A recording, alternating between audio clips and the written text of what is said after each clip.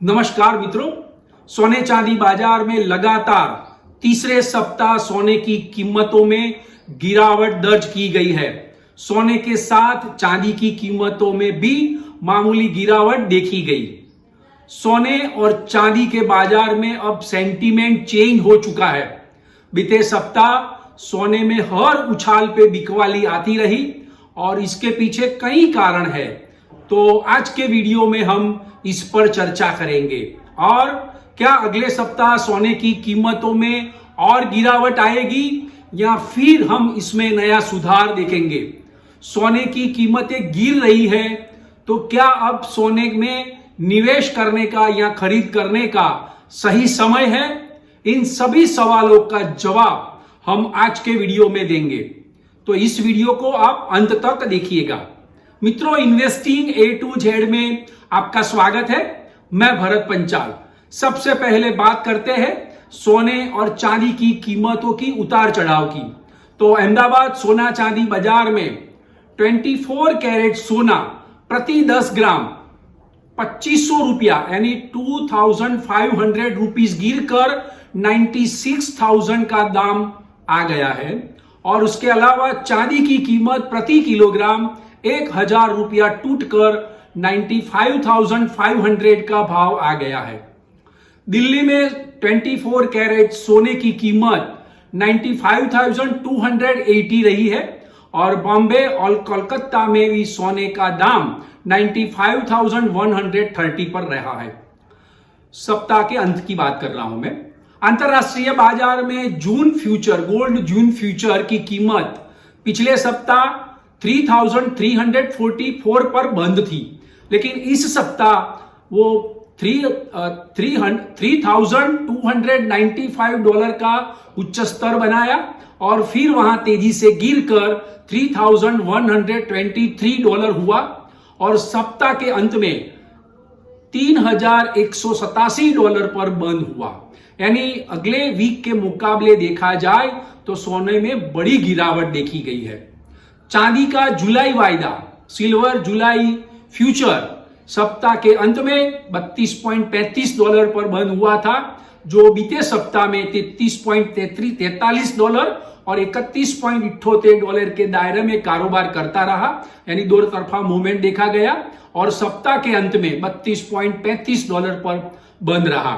तो मित्रों, सोने की कीमत पिछले महीने की रिकॉर्ड हाई पिछले महीने जो रिकॉर्ड हाई बना था सोने में $3509 का, उसके मुकाबले देखा जाए तो अभी तक 9% की गिरावट देखी गई है। 9% नीचा दाम है। मित्रों, सोने की कीमतों में गिरावट क्यों आई, उसके पीछे क्या रीजन रहे? तो सबसे पहला, रशिया और यूक्रेन के बीच युद्ध विराम हो चुका है। दोनों देशों के प्रतिनिधिमंडल चर्चा कर रहे हैं और दोनों देशों की हिरासत में मौजूद सैनिकों को रिहा करने पर सहमति बन चुकी है। इस प्रकार जियोपॉलिटिकल टेंशन जो था वो समाप्त हो गया है और 4 दिनों की युद्ध के बाद भारत और पाकिस्तान के बीच भी सीज फायर हो चुका है। इस प्रकार जियोपॉलिटिकल टेंशन जो था उसमें हल्की गिरावट आई है, यानी जियोपॉलिटिकल टेंशन अब नहीं रहा है। इसीलिए सोने में हर ऊंचाई पर बिकवाली देखने को मिली। दूसरा रीजन, टैरिफ को लेकर अमेरिका और चीन के बीच बड़ा व्यापार युद्ध चल रहा था, यानी ट्रेड वॉर चल रहा था। लेकिन अमेरिका और चीन के प्रतिनिधिमंडल ने स्विट्जरलैंड के जिनेवा में टैरिफ के मुद्दे पर बहुत बड़ी चर्चा की और दुनिया को चौंका दिया और पॉजिटिव रिजल्ट पर पहुंच गए। दोनों देश व्यापार करना चाहते हैं, लेकिन ये देखना चाहते थे कि पहले कौन झुकता है। लेकिन चीन और अमेरिका के बीच व्यापार युद्ध यानी जो ट्रेड वॉर था वो अंततः समाप्त हो चुका है और पुराने टैरिफ दरें में 90 दिनों तक उसकी असर रहेगी। 90 दिनों तक वो पोज रहेंगे। इस न्यूज आने के बाद सोने में भारी बिकवाली हुई। जो तेजी का कारण था वही फैक्टर मंदी का हो चुका और सोने की कीमत अब गिर रही है। तीसरा रीजन, अमेरिकी राष्ट्रपति डोनाल्ड ट्रंप हाल ही में मध्य पूर्व का दौरा किया है, जहां अमेरिका ने कतर के दोहा में एक बड़ा हथियार सौदा किया और बोइंग के लिए बहुत बड़ी डील की है। और दुनिया भर के व्यापारिक नेताओं, बिजनेस लीडर के साथ भी उन्होंने मुलाकात की और मीटिंग भी की, जिसके बाद कहा जा रहा है कि अमेरिकी अर्थव्यवस्था में जो मंदी आने की आशंका थी वो अब दूर हो चुकी है। इसके परिणाम स्वरूप सुरक्षित निवेश वाला सोना में बिकवाली बढ़ गई है, जिसके कारण वो कीमतों में गिरावट आनी शुरू हो चुकी है। चौथा रीजन, अमेरिकी अर्थव्यवस्था के लिए जो पॉजिटिव कारण उभरने के कारण शेयर बाजार में उछाल आया है, डाउ जोन्स और नेस्डेक सतत बढ़ रहे हैं। इसका प्रत्यक्ष परिणाम यह हुआ है कि ग्लोबल स्टॉक मार्केट में यानी शेयर बाजार भी मजबूत हो चुका है। इसीलिए अब सोने में के जो बुल ऑपरेटर थे वो मुनाफा वसूली कर रहे हैं और मुनाफा वसूली करके शेयर बाजार और बिटकॉइन में अपना निवेश बढ़ा रहे हैं। पांचवा रीजन है, अमेरिकी आर्थिक आंकड़े उम्मीद से कमजोर रहे हैं।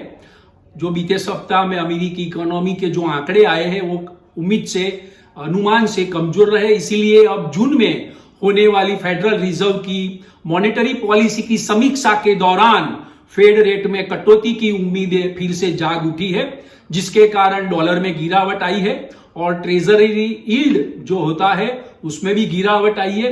इस प्रकार प्रत्येक उच्च स्तर पर सोना बेचा गया है और कीमतें गिर रही है। ये 5 बड़े रीजन आने से सोने में बिकवाली रही और सोने की कीमतों में गिरावट देखी गई। मित्रों, अभी लेटेस्ट खबर आई है कि अंतरराष्ट्रीय रेटिंग एजेंसी मूडीज है, उन्होंने अमेरिका की क्रेडिट रेटिंग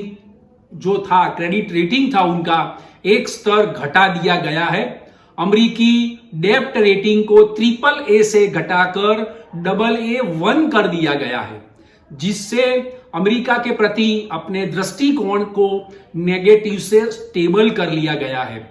इस खबर शुक्रवार को आई, जिसके बाद निचले स्तर पर सोने में नई खरीदारी हुई और कीमत भी निचले स्तर से ऊपर क्लोज आई थी। मित्रों, अब सवाल अपना वीडियो के स्टार्टिंग में मैंने कहा था कि अगले सप्ताह कैसा रहेगा। तो अगले सप्ताह सोने में प्रत्येक उच्च स्तर पर निश्चित रूप से बिकवाली देखने को मिलेगी, क्योंकि कभी कभी जो कारण तेजी को बढ़ावा दे रहे थे वही कारण अब मंदी के कारण बन चुके हैं। सलामत निवेश वाला सोने में अब मांग में गिरावट आई है और बाजार में बात चल रही है कि सोना और भी कम कीमतों पर उपलब्ध होगा, यानी मिलेगा। सोने की कीमतें बहुत अधिक होने के कारण सोने चांदी के आभूषण बाजार यानी ज्वेलरी इंडस्ट्रीज में मंदी आई। फिजिकली खरीदारी अटक गई थी।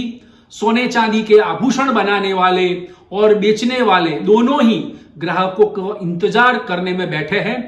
अब जब सोने की कीमत गिरने लगी है तो आभूषण विक्रेताओं को नई उम्मीद जगी है। मित्रों, क्या अब सोना खरीदने का सही समय है? तो सोना अपने रिकॉर्ड उच्च स्तर से लगभग अंदाजित देखा जाए तो 9% से ज्यादा गिर चुका है और उसमें गिरावट जारी रहेगी, क्योंकि सोने की कीमत में जितनी तेजी से बढ़ी थी, सोने की कीमत जितनी तेजी से बढ़ी थी उतनी तेजी से अब गिर रही है। अगले सप्ताह सोने की कीमतों में और गिरावट आने की उम्मीद है। भारतीय रुपए में जब सोने की कीमत 91,000 से लेकर 92,000 तक के आसपास पहुंच जाती है तो वो खरीदने का सही समय माना जाएगा और इस अवसर का लाभ उठाना चाहिए, क्योंकि सोना हमेशा ही ऑल टाइम बेस्ट बाय रहता है। जब जब गिरता है मार्केट तब ऑल टाइम बेस्ट बाय रहता है। दूसरी ओर अब जब मंदी का डर दूर हो चुका है तो औद्योगिक गतिविधियां तेज होगी और औद्योगिक गतिविधियां तेज होगी तो सिल्वर में नई मांग उभरने की उम्मीद है।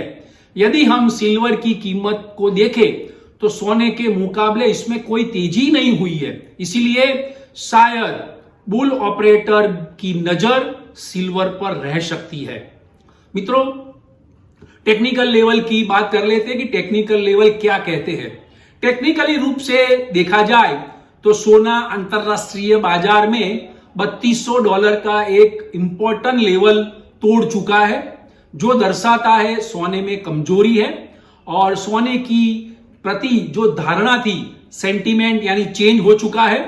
तो अब $3000 का जो लेवल है वो स्ट्रॉन्ग सपोर्ट लेवल रहेगा। सोने की कीमतें इस स्तर तक पहुंचने की उम्मीद है। $3000 आ सकता है अगर पॉजिटिव फैक्टर रहे तो इकोनॉमी के लिए। तो मित्रों 60% सूत्रों के मुताबिक खबर मिल रही है कि 60% बुल ऑपरेटर सोने से बाहर निकल चुके हैं, लेकिन कोई जानता नहीं है कि वो लोग कब एंट्री लेंगे गोल्ड में। तब तक सोने की कीमत तो बढ़ती रहेगी या घटती रहेगी, यानी फिर से दो तरफा मूवमेंट देखा जाएगा। मित्रों अगले सप्ताह की इवेंट पे नजर डाल देते हैं।